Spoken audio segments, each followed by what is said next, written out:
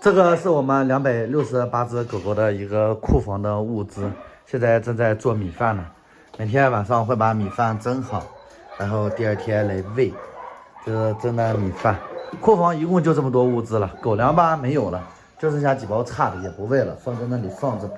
然后大米呢，只有这么多大米了，因为狗狗们多，然后咱们吃的也用的多，不管是狗粮也好，玉米面也好。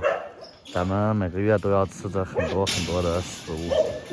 现在先把米饭给它做好，明天早晨一做配菜就可以吃了。